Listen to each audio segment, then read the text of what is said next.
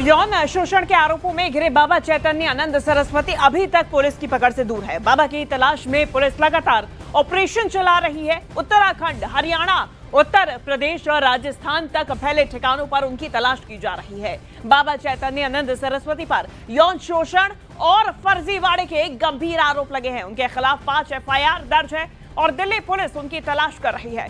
पीड़ित छात्रों ने 300 पन्नों में चैतन्यानंद की करतूतों का ब्यौरा दिया है, जिसमें गरीब वर्ग की लड़कियों के साथ अलग अलग तरह के गुनाहों का जिक्र भी किया गया है। लगातार परतें इस पूरे मामले में खुलती जा रही हैं, लेकिन अभी भी तलाश है बाबा चैतन्यानंद की। बाबा की डर्टी पिक्चर आप समझिए। ये बाबा वैसे तो ओडिशा का रहने वाला है, लेकिन 12 सालों से दिल्ली में इस आश्रम में रह रहा था और यहां से मैनेजमेंट इंस्टीट्यूट चला रहा था। इस इंस्टीट्यूट में EWS कैटेगरी की छात्राएं पढ़ती थी और इन्हें ये डरा के, धमका के इनके साथ गंदी बातें, गंदी हरकतें करता था।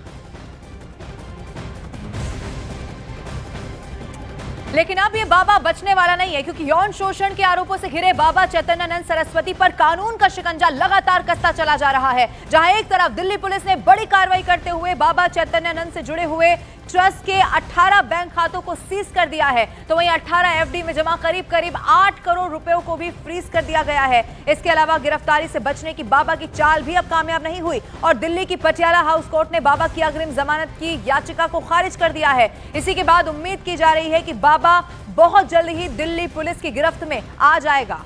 अलग अलग जगहों पर छापेमारी की जा रही है, टीम तैनात कर दी गई है, क्योंकि इस वक्त प्राथमिकता यही है कि ये बाबा अब पुलिस की गिरफ्त में आ जाए। क्योंकि 9 साल से कैसे देखिए, इसके बारे में कई सारे बड़े खुलासे हो चुके हैं, लेकिन जब इसकी गिरफ्तारी होगी तो पूछताछ में कई और बड़े खुलासे होने की संभावना है। 5 अलग अलग राज्य जिनमें लगातार इस बाबा की तलाश की जा रही है, जिसके लिए बताया गया कि लगातार वो दिल्ली में रहकर कई सारी लड़कियों का यौन शोषण कर चुका है और ऐसे में कई लोगों का बयान भी अब सामने आ चुका है। रिपोर्ट इसके खिलाफ दर्ज हो गई है, जिस पर अब पुलिस कार्रवाई कर रही है, लेकिन एक्शन में पुलिस अब नजर आ रही है। देखिए, कानूनी शिकंजा एक तरफ कसता जा रहा है। 18 खाते, 28 FD फ्रीज कर दी गई है। 8 करोड़ रुपए अब इस बाबा के बैंक खातों से जो अलग अलग बताए गए उससे फ्रीज कर दिए गए हैं। इसका मतलब यह है कि अब ये बाबा इन पैसों का इस्तेमाल नहीं कर सकता है।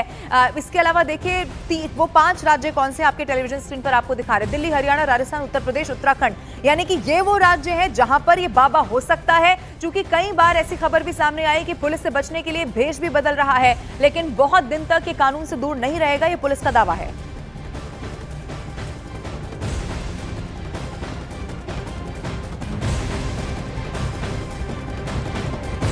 और वहीं स्वामी चैतन्यानंद को लेकर एक पूर्व छात्र ने खुलासा किया कि बाबा केवल फर्जीवाड़ा करता था और अपने फर्जी फोटोग्राफ के दम पर मठ और इंस्टीट्यूट में अपना रुतबा और दबदबा बनाए रखता था। पूर्व छात्र के मुताबिक बाबा विदेशी यात्रा और महंगी गाड़ियों का शौकीन भी था। बाबा चैतन्यानंद ने उत्तराखंड में कई ठिकाने बना रखे थे और वो कहीं पर भी जाता था तो सिर्फ 5 स्टार होटलों में ही रुकता था, वहीं पर ठहरता था। और इतना ही नहीं, अपनी फर्जी तस्वीरों का इस्तेमाल वो VIP और VVIP लोगों में रुतबा कायम करने के लिए भी करता था। इसके अलावा पूर्व छात्र ने पुलिस को यह भी बताया कि बाबा चैतन्यानंद के कमरे में बहुत कम लोगों को ही प्रवेश की इजाजत थी। इस मामले में दिल्ली पुलिस ने 3 महिला राजदारों के बयान भी दर्ज किए हैं। इसके साथ ही पुलिस बाबा के प्रिंटिंग प्रेस की भी जांच लगातार कर रही है।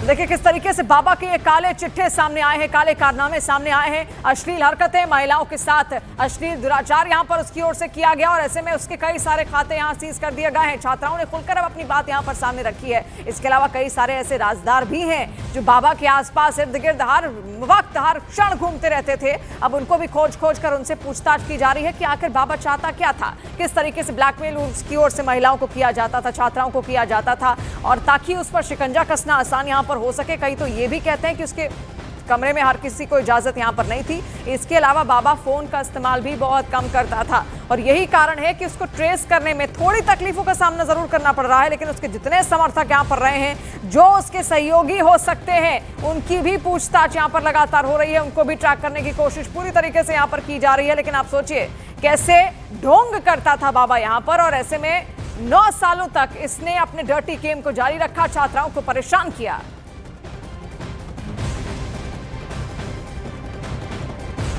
तो चलिए अब हम आपको पीड़ित छात्रा के दोस्त और कॉलेज का पूर्व छात्र की बात सुनाते हैं, जिसमें उन्होंने बाबा चैतन्य आनंद पर बड़े खुलासे किए हैं। और ऐसे में ये जो पूरी खबर सामने आई है, किस तरीके से बाबा की तलाश जारी है, आपको चलिए दिखाते हैं। भारत में, उत्तर भारत में, खासतौर पे राजस्थान, हरियाणा, उत्तराखंड, यूपी और दिल्ली में ये तलाश जारी है। क्यों? क्योंकि दिल्ली में तो मुख्य तौर पे ये आश्रम चलाया ही जा रहा था। यहीं पे वो इंस्टीट्यूट था जिसमें बाबा उन पीड़ित छात्रों के साथ में यौन शोषण करता था। लेकिन इसके अलावा ये जो 5 राज्य हैं कुल मिला के, यहीं पर ये बाबा के ठिकाने थे और इन्हीं 5 राज्यों में इसके कई और मठ और आश्रम भी थे जिसके तहत यहाँ पर ये रहता था।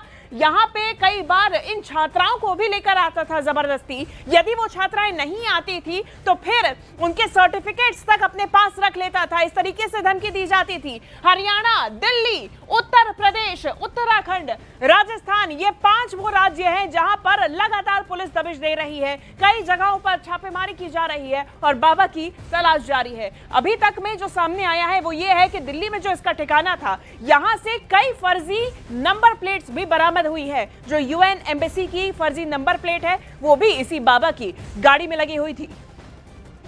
और आइए अब हम आपको पीड़ित छात्रा के दोस्त और कॉलेज के पूर्व छात्र की बात सुनाते हैं जिसमें उन्होंने बाबा चैतन्यानंद पर बहुत बड़े खुलासे कर दिए हैं। सुनिए। जी देखिए, मैं उस कॉलेज का स्टूडेंट हूँ और हालांकि ये पहली बार नहीं है।